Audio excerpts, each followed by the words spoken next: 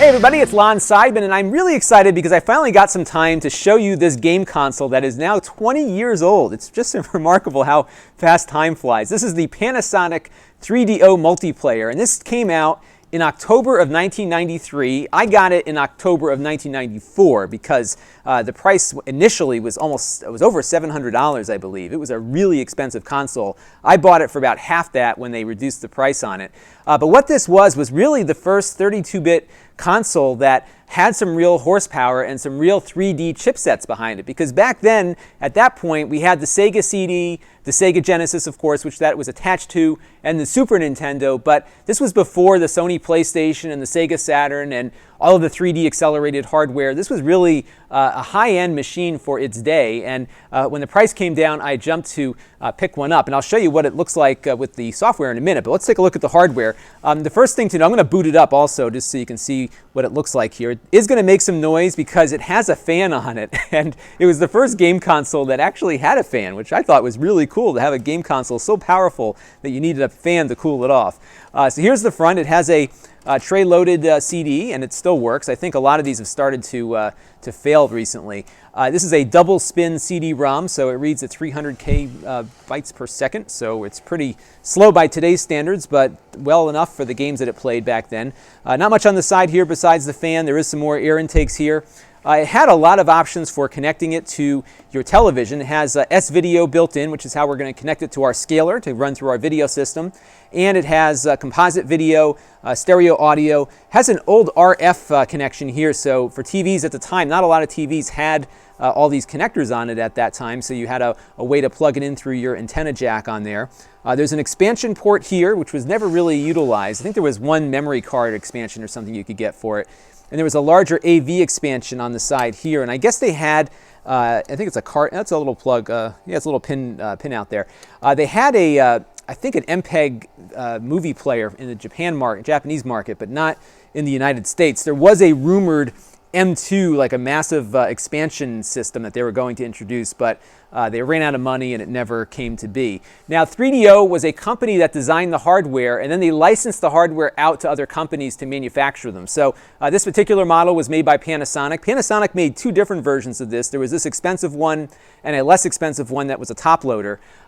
Gold Star, which is now LG, and Sanyo also came out with these things. And there was a kit from Creative Labs who made the Sound Blaster to run them on your PC. So that is what that looked like. And when you booted it up here, this is now the attraction screen. There's no game in the system right now, so it just runs through a little demo of its amazing horsepower, so you can see what it's doing here. It's doing a lot of scaling and showing off its color capabilities. And this doesn't look like much now, but back in the day, it was pretty significant. So we're going to load up a game in a second here. I've got this game from Electronic Arts, Road Rash, which you might be familiar with. These are the boxes that it came in, so you can see what it looks like here. And it had a music sampler CD in there and then an advertisement for another game there. So we're going to take out, I've been storing the games in this box for the last 20 years, so we're going to take out Road Rash and pop it in there. So you just eject the CD and we'll stick it in there.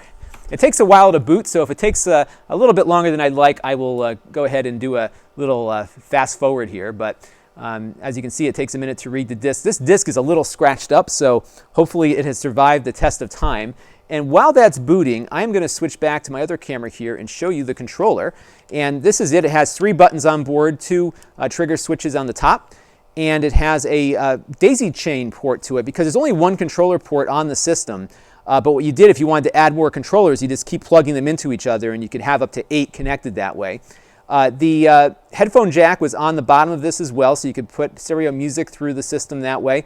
I used to put some tape on it because I'd always get shocked whenever I touched it. So I was always taping that down to prevent that from happening. So our game is loaded here, and the color is off on this video just because that's how they shot it. But it's playing some music from Soundgarden, I believe, right now. And the video quality on the system was really the best in the business at the time it came out. It certainly was bested by the PlayStation and the Saturn when those more powerful systems came out. But at the time, this was really remarkable for a game console and something that a lot of folks were really impressed with. So I will skip through this screen here and I'll show you what the graphics look like. This game was what sold me on the console. They had this running at the Babbage's at the mall, which is like the software store at the time.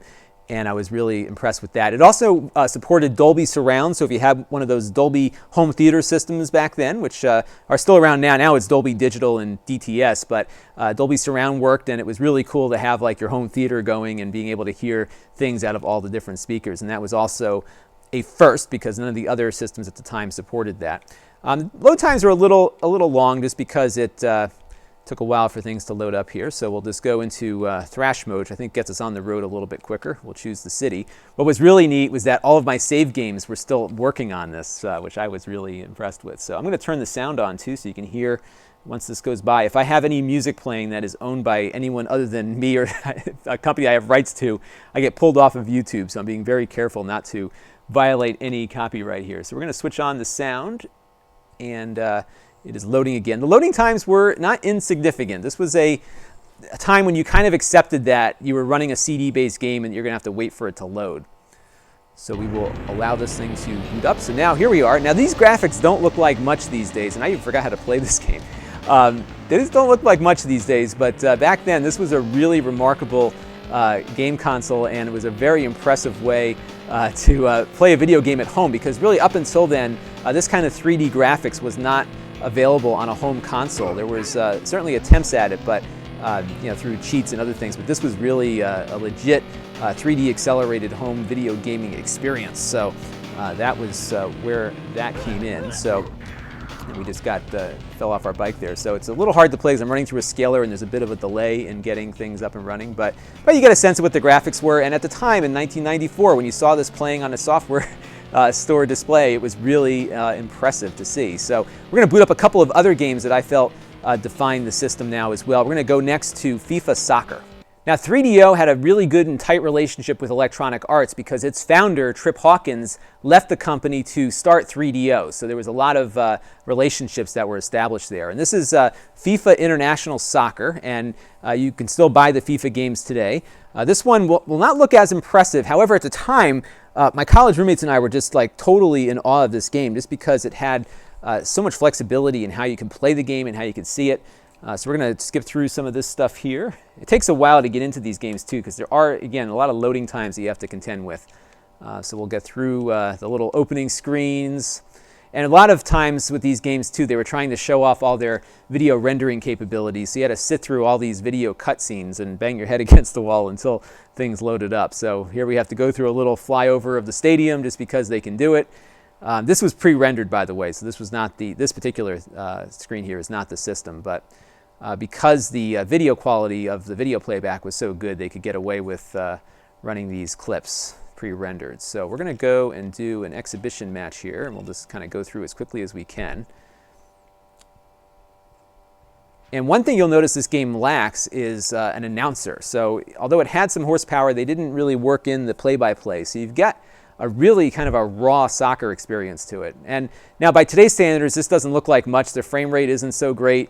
The graphics aren't all that sharp, but what I found to be really remarkable about this game, beyond the sound, was the fact that you could use different camera views. So you had a television kind of camera, you had a sideline cam, you had some funny ones too, like you could even play at the ball level, so we can go back and start the game here where the camera just kind of follows the ball around, which works pretty good. There was another one I think that maybe zoomed in a little bit closer, but you could just pause the game, go back and change your camera views. You can do an over-the-shoulder thing. I always liked doing the telecam one just because it was a neat way to see a lot of the field.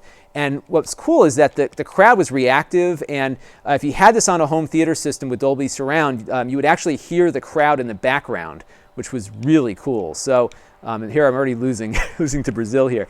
But it was a really, just remarkable 3D sports game for the time. Now, another thing the 3DO had were these demo discs, and I got a ton of these. Some of them came in the mail. Sometimes if you were at the game store, you would see them up on the front counter and they'd let you take one. And it was awesome because there really hadn't been a way to demo games on a console before. You could have downloaded them at the time for your PC or Mac, but it took forever to download anything back then.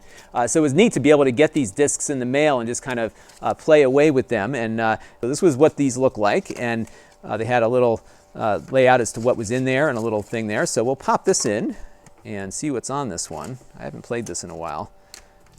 All right, here we are at the main menu of the demo disc, and most of these games were playable, which was really cool. You could really spend an afternoon sampling all the free stuff you just got. So we'll just load up Captain Quasar here. You can just see kind of some of its sprite-based graphics. There were some, a lot of 3D attempts, but the 3D games were kind of lacking. As you saw in Road Rash, 3D was okay, but certainly not okay by 2013 standards. But it did a lot better on games like this, which were more sprite and more art-based. And as you can see, the frame rate was really decent. This was something pretty special, I think, back in the day. Maybe not this game in particular, but a few of the sprite-based games they had were pretty nice. And you can see you got destructible walls and all sorts of neat stuff there. So that is Captain Quasar on the demo disc, and we're going to take a look next at Gex, which was another platformer. So here we are playing Gex, and this is a 2D platformer, and this was 3DO and Crystal Dynamics' attempt to create a character that people could associate with on the console. Sonic had the Genesis, and Mario had Nintendo, and I think they were looking for something that they could use to really push console sales. So this was a game that came out kind of later in the 3DO's life, but the graphics I thought were pretty good, especially when you compared it to what 16-bit options were available. This later came out on the PlayStation. I think there was a couple of different versions of it. The controls are okay. They're a little jumpy, so not as clean as they might have been on some of the more experienced console makers, but still playable, and it still looked pretty good. Now this next game is called Twisted, and this is a game show game where it's kind of a party game where you and a bunch of friends can pick one of these full motion video characters and guide them through a big game board playing mini games. And what really impressed me about it was the fact that the video quality was so good for the time. Again, we're comparing it to 1994 against other systems, including the PC. I just didn't see video this good and this smooth coming out of anything electronic at that point beyond the VCR that was analog tape. And this was really quite an accomplishment in my mind for the time. And what you did is you picked out your character and you kind of guided them through this game board. The only problem was that the game took forever to get to the end. I mean, we're talking like 2 hours at least just to kind of wind your way through this crazy board that they had set up for it.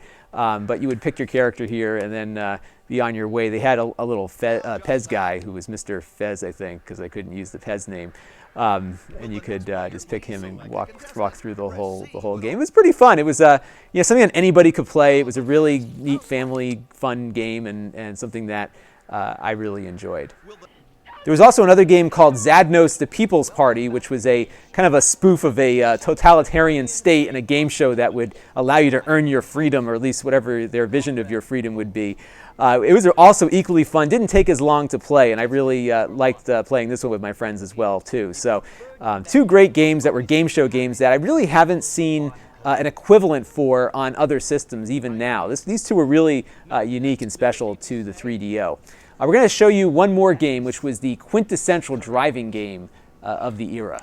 Now this next game needs no introduction. This is the original Need for Speed, and if you've been playing racing games for any length of time, you're probably aware of that. And this was, I think, the first version ever was on the 3DO. And you had this annoying guy, because every game had to have some video element in there. You had this annoying guy who was going to taunt you the entire time you're playing the game. So if you got beat by him, he would taunt you, and if you beat him, he would taunt you as well. So you had to sit through that. But here is some of the options. You could pick your car, and then you could get on the road. And I think this is probably by far the best 3D game on the platform. It was really exceptionally well done. The driving was relatively realistic. I mean, as realistic as you could be on a system of this era.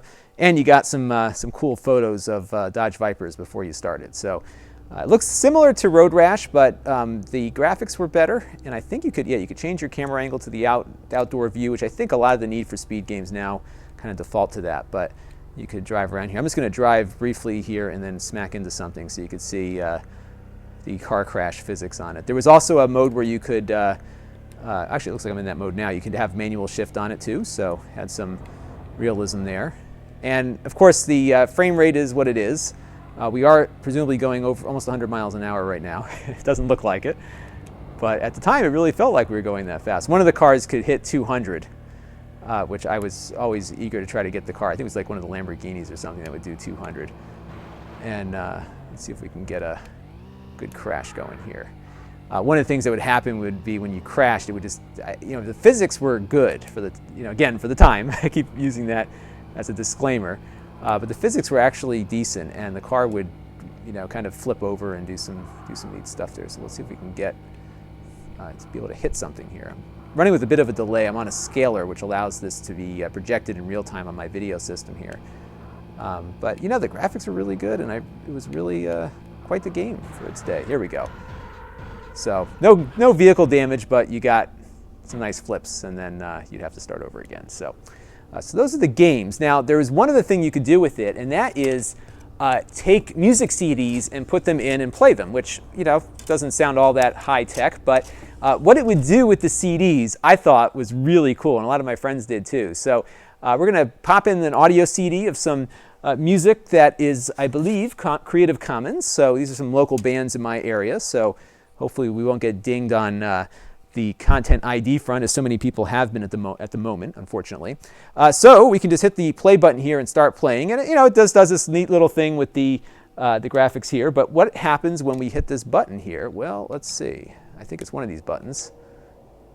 There we go. All right, so it has this visualization thing, which is really cool. It goes in lockstep with the music, and I just think it looks awesome.